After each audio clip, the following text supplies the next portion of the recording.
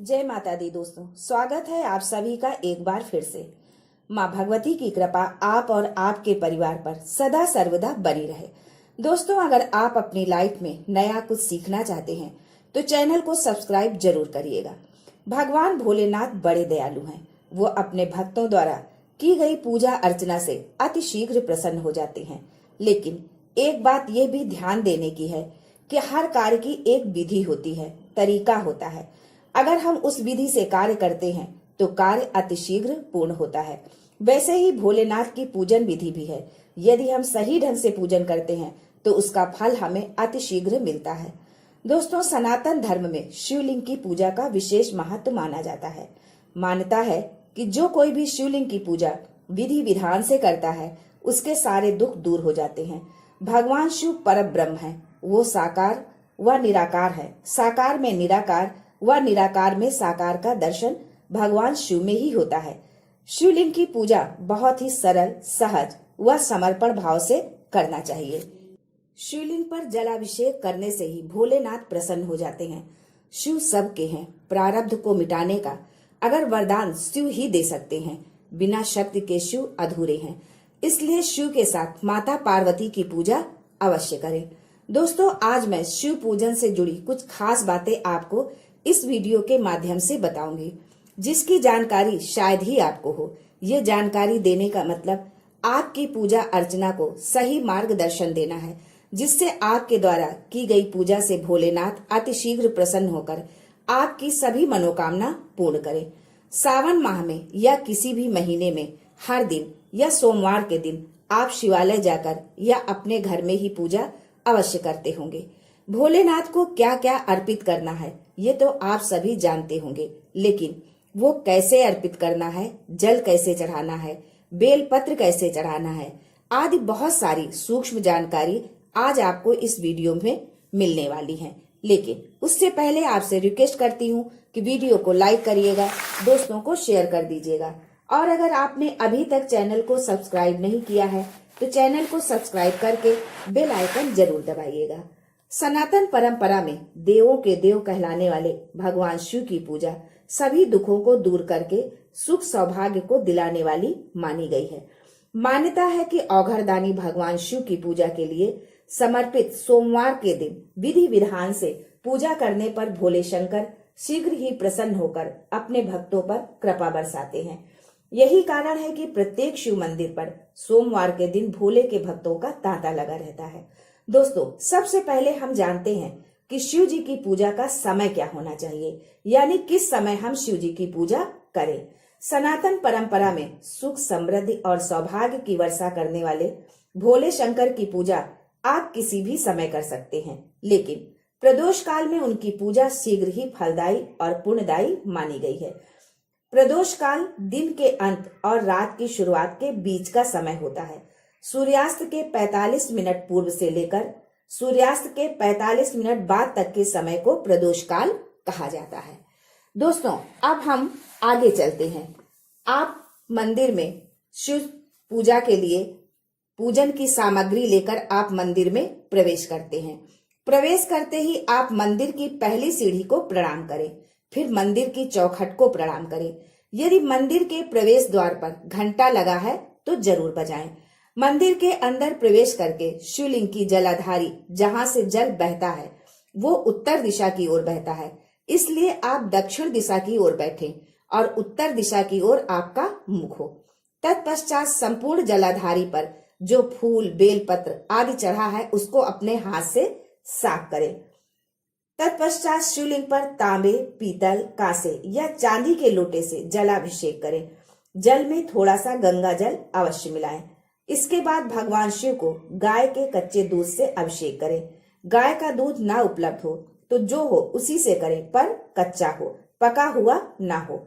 और उसके बाद फिर शुद्ध जल से स्नान कराएं। अभिषेक के लिए आप दही, शहद, घी, चीनी आदि चीजों से भी अभिषेक करा सकते हैं, अपनी उपलब्धता और समय के अनुसार। आप जल के लोटे में ही सारी चीजें डाल सकते हैं, क्योंकि मंदिर में भीड़ होने के कारण अलग अलग चढ़ाना संभव नहीं है। पर तांबे के पात्र में ये सामग्री न डालें। इसके बाद सफेद चंदन और भस्म लगाकर सफेद पुष्प, धतूरा, बेलपत्र, समी पत्र आदि चढ़ाएं। घी या कपूर का दीपक जलाकर आरती करें और पूजा में की गई भूल के लिए आप भगवान शिव से क्षमा याचना करें। दोस्तों, ये थी पूजन की प्रक्रिया। अब आगे जानते हैं कि हमें क्या त्रुटि नहीं करनी चाहिए जिसके चलते हमें पूजन का पूर्ण फल नहीं मिलता है। अब प्रश्न ये उठता है कि जलाभिषेक बैठकर करें या खड़े होकर। तो ध्यान से सुनिएगा कि हमें जलाभिषेक कैसे करना है। दोस्तों, मंदिरों में दो तरह के शिवलिंग का निर्माण होता है, एक विष्णु शिवलिंग और एक शक्ति पार्वती शिवलिंग। अब जानते हैं कि विष्णु शिवलिंग और शक्ति शिवलिंग को एक शिवलिंग वो होता है जो डायरेक्ट जमीन पर रखा होता है, यानी जमीन पर जलाधारी और उस पर शिव जी। ये शिवलिंग शक्ति शिवलिंग कहलाता है। माता पार्वती का हस्त कमल और उस पर शिवलिंग। दूसरा शिवलिंग एक डमरू जैसे आकार का होता है, उसके ऊपर शिवलिंग रखा होता है।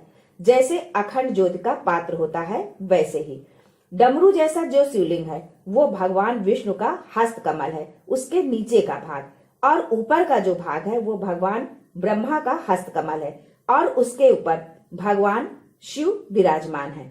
इसको विष्णु शिवलिंग कहते हैं। इसको हरीश्वर महादेव या हरि सर्वेश्वर महादेव भी कहा जाता है। दोस्तों, यदि आप 12 ज्योतिर्लिंग के दर्शन करेंगे तो कहीं विष्णु शिवलिंग नहीं मिलेगा, केवल नागेश्वर को छोड़कर सब जगह शक्ति शिवलिंग ही मिलेगा। शास्त्र कहता है कि आप जब शक्ति शिवलिंग का अभिषेक करें, उस पर जब भी जल चढ़ाएं तब बैठकर ही चढ़ाएं, चाहे कितना भी शिवलिंग ऊंचा हो, भले ही पूरा हाथ ऊपर तक न जाए। आधे शिवलिंग पर ही जल क्यों न चढ़े, पर बैठकर ही जल चढ़ाना है।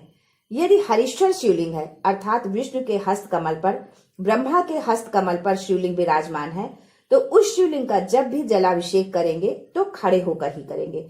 खड़े होने का भी एक तरीका है।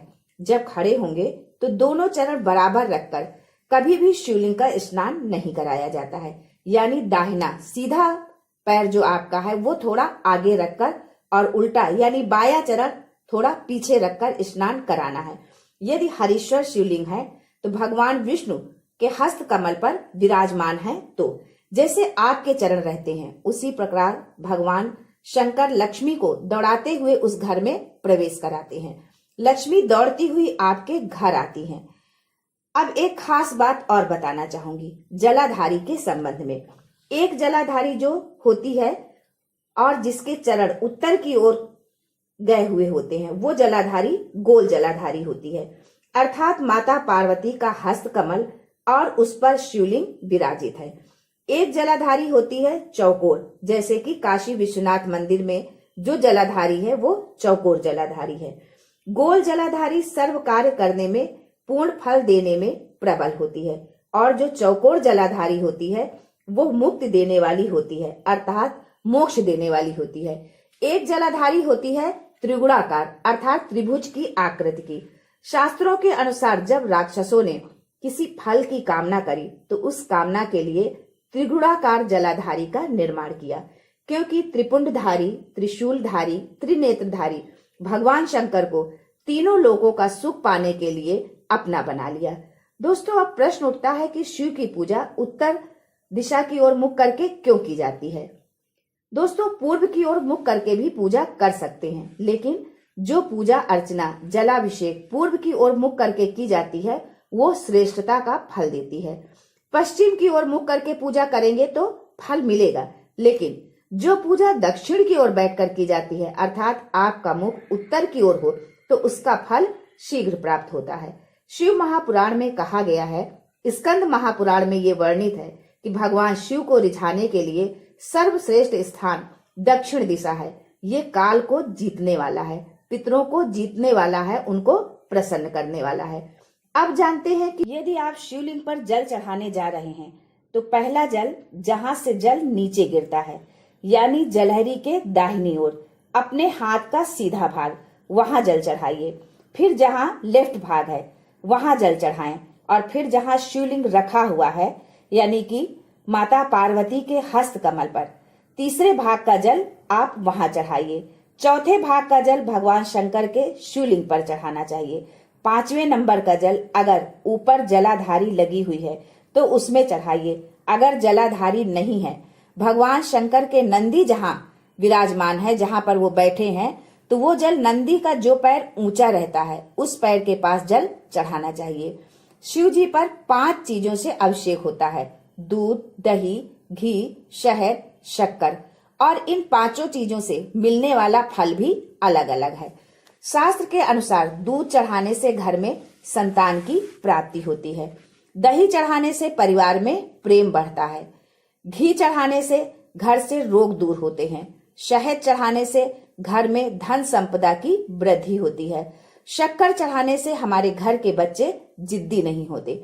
दोस्तों, यदि आपका बच्चा जिद्दी है तो उसके हाथ में 1 कटोरी भरकर शक्कर अवधूतेश्वर महादेव का नाम लेकर सोमवार की अष्टमी के दिन चढ़वाइए। वो बच्चा कभी भी जिद नहीं करेगा।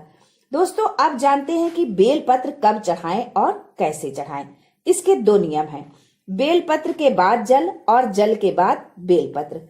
पहले बेलपत्र और उसके बाद जो जल चढ़ाया जाता है वो रोग मुक्ति के लिए चढ़ाया जाता है, और जब किसी कार्य की सिद्धि के लिए आप जाएं तो पहले जल फिर बेलपत्री चढ़ाएं।